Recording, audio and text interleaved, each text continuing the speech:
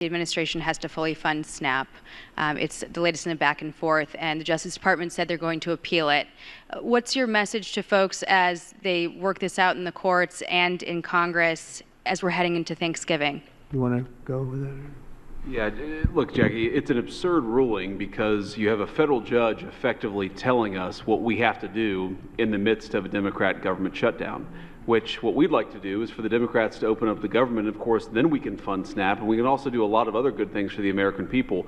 But in the midst of a shutdown, we can't have a federal court telling the president how he has to triage the situation. We're trying to keep as much turned on. We're trying to keep as much going as possible. The president and the entire administration are working on that, but we're not going to do it under the orders of a federal judge. We're going to do it according to what we think we have to do to comply with the law, of course, but also to actually make the government work for people in the midst of the Democrat government shutdown. If they would like to end this, we would welcome working with them to end this government shutdown, and then we wouldn't have to triage what we're going to fund and what we're not going to fund. And the last thing that I'll say is the American people are unfortunately about to start suffering some very real consequences because of the shutdown. In the past, when you had a government shutdown, you would have under the Obama administration, they would lean into all of the problems it was going to cause for the American people at the beginning of the shutdown. The president has told us to keep as much going as humanly possible, but after 30 days of this thing, 40 days of this thing, you're going to start seeing very real travel delays. That's because the Democrat government shut down. You're going to start seeing SNAP benefits run out. That's because the Democrat government shut down. They should stop this charade and open up the government. That's what we want them to do. We've been asking them to do it for 40 days. It's time. And you know, one other thing, our country has to remain very liquid because problems, catastrophes, wars, could be anything. We have to remain liquid. We can't give everything away based on a number. Here's an example. When I was president, the number that you're talking about was a tiny fraction of what it is now. Biden went totally crazy, gave it to anybody that would ask, gave it to people that were able-bodied, had no problem. Anybody that would ask, we get the number. And it's many times the number of people are on. This wasn't meant for that. It was meant for people that had real problems, in many cases people that were down and out, people that could be saved. It wasn't meant for people that could do whatever they want, the people that say, well, I don't think I'll work, I'll just, collect this money. Take a look at the number of what it was during my administration and what it was during the Biden administration. It went up many, many times my first term. One other thing, a number came out today that was amazing.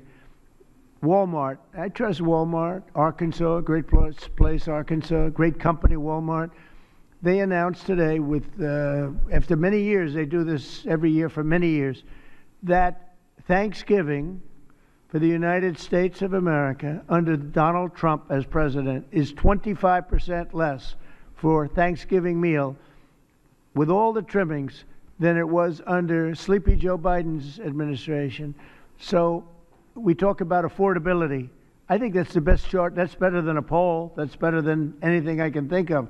So Walmart, which everybody trusts, and I trust, and everybody trusts Walmart, they're not looking to do anything except give the numbers. And they have for many years. They talk about the cost of Thanksgiving and the cost of living through Thanksgiving and enjoying Thanksgiving. For Joe Biden, it was 25% more than it is for me. At a later time, our energy costs are way down, our groceries are way down, everything is way down, and the press doesn't report it. The press reports whatever the con people say. I call the Democrats con men and women. They make up numbers.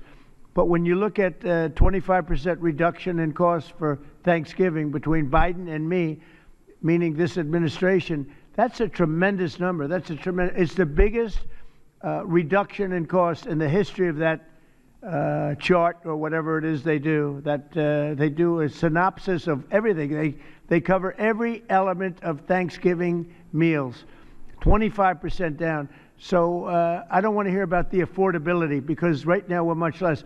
If you look at energy, we're getting close to $2 a gallon gasoline. With Biden, it was $4.50, $5. Another thing, inflation. We had the worst inflation in the history of our country. Now we have virtually no inflation at all. It's down at a very low number and a very normal number. So the affordability is much better with the Republicans. The only problem is the Republicans don't talk about it. And Republicans should start talking about it and use their heads, because we have great numbers. We have and they're going to only get better when all these jobs open up, all these factories open up that are being built all over our country. We are building auto plants. We're building AI plants. We're leading in AI over China and everybody else. When all of these plants start opening, we're going to have a revolution, a positive revolution, economic revolution like never before. Thank you very much, everybody. Thank you.